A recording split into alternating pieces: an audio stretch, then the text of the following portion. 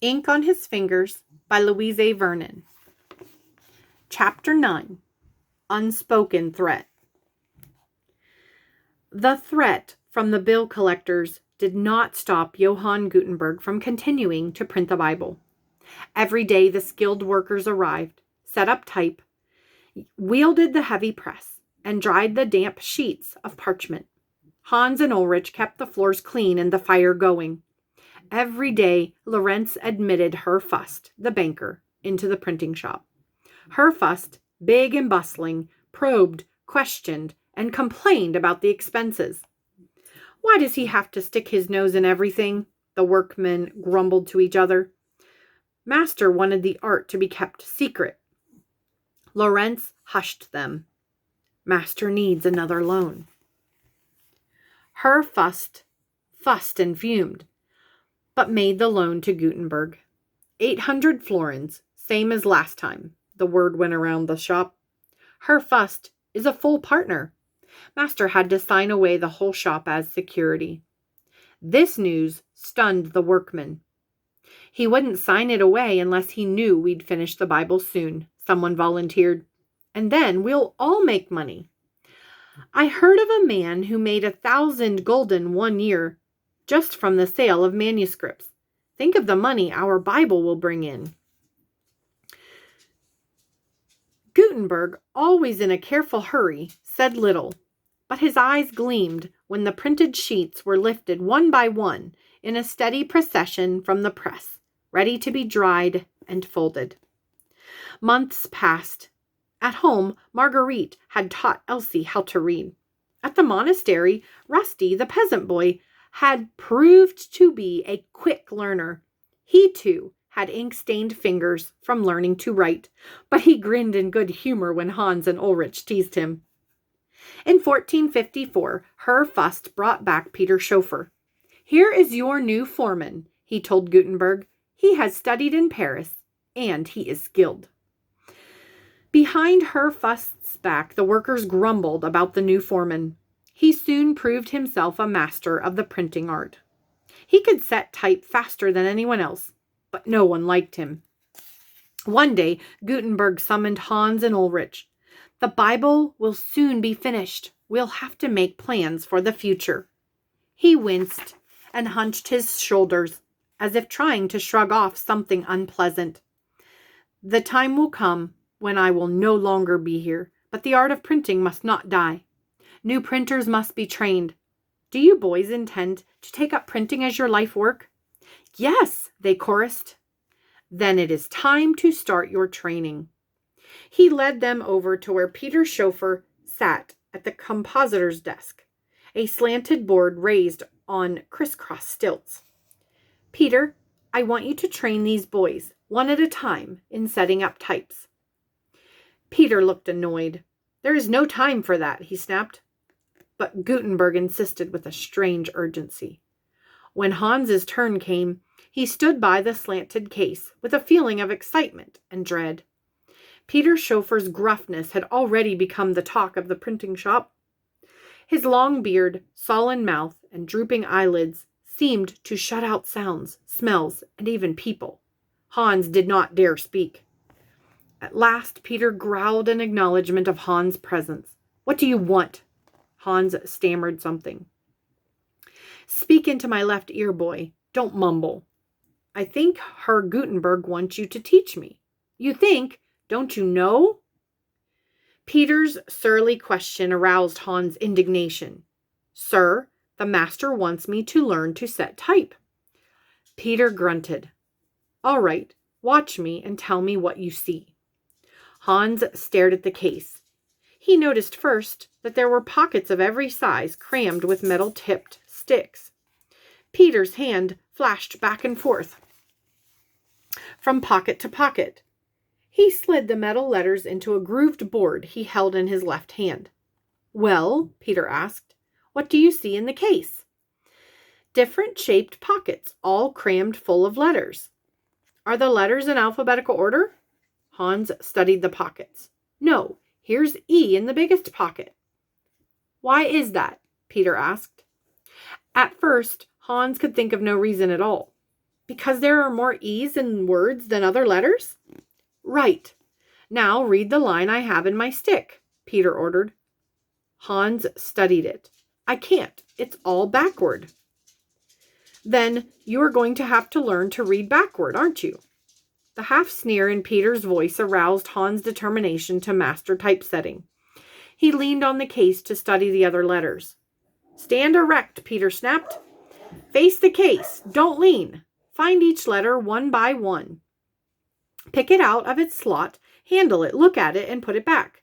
You can practice when no one else is here, but don't mix the types. In this way, Hans began to learn the craft of printing. In the days that followed, Hans practiced every chance he could. He discovered the letters most used were in the middle of the case, easily reached. Smaller slots at the side of the case held the least used letters. Sure of himself at last, he approached Peter. I know where the letters are, he said. Peter tested him without comment. Hans felt rebuffed. Hadn't he learned this lesson well enough to suit Peter? Peter grunted approval and even smiled a little. Hans' spirit soared. That was more like it. He knew he had done well. Now put this blindfold on. Peter produced a long cloth. Hans wrapped it around his eyes, puzzled. Now hand me the letters that I call. Hans gasped. He reached, fumbled, and dropped letters. When you know your letters, let me know, Peter said with a derisive chuckle. Later, Hans overheard Peter's chauffeur talking to Herr Fust. You shouldn't have let him use only 42 lines, Peter insisted. How could I prevent it? Herr Fust asked. Couldn't you see that he could have squeezed? Herr Fust looked puzzled. Peter sounded impatient. Squeezed more lines onto a page? He could easily have put 48 lines instead of 42. How? Herr Fust asked.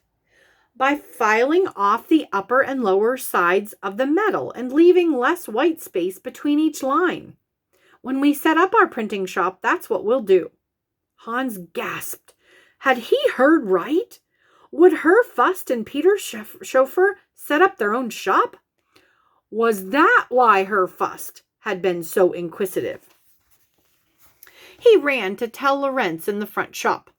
Lorenz sat on a bench, hands tucked into his sleeves, looking glumly at the floor. Did you know about Peter and Herr Fust? Hans blurted. You mean about the rival printing shop they are going to set up? Lorenz did not even look up. Doesn't the master know? Lorenz shook his head. Aren't you going to tell them? Again, Lorenz shook his head. It would do no good. He won't listen to anything but what has to do with the Bible. He's eating and sleeping the Bible until it's done. The money is running low again. This time, Herr Fust will foreclosure and master will lose everything. Everything he's worked for all his life. But God will help him, Hans stammered. God isn't man-made law, Lorenz said. Master has had lawsuits before. Why can't people understand that he's an artist? Why can't they let him alone? Why should he have to worry about money all the time? Hans could not answer these questions. His thoughts had raced ahead. Do you think Herr Fust and Peter will start their shop before the Bible is finished? That's what is worrying me, Lorenz replied. A little later, Hans saw a man lingering outside the shop. He walked with tense movements back and forth. The man seemed to have a stiff neck. When he turned, his whole body turned with his head. Hans noted the sturdy build, the coarse, red face, and wide, tight mouth. With a last look around, the man patted something under his cloak and stepped into the narrow doorway. He blinked at the interior darkness, and his breath came in hoarse gasps. Anyone here? The man asked in a deep, tremulous voice. Hans kept in the shadows. Somehow he did not trust the man. The unwanted visitor called again, then took out a sheaf of papers, laid them on the counter, and slapped his open palm against the polished wood. Hans stepped out into the shop. The man looked at him with disdain. Is your father here? No. Hans stared at the papers. They had a legal look. Find him then. I have important business with him. It isn't my father. The man drummed the counter with impatient fingers. The person I want to see is Johann Gutenberg. Lorenz came out of the inner workshop, saw the man, and whirled to go, but the man caught him. Not so fast. Where is Herr Gutenberg? How do I know? Lorenz answered in a spirited voice. He has other business than tending shop here. He is a patrician. Patrician or not, he can get into debt just like common people, the visitor snapped. Herr Gutenberg comes from an old and distinguished family that has lived in Mainz for centuries. His father was one of 4 master accountants here in Mainz, and his uncle was master of the Episcopal Mint.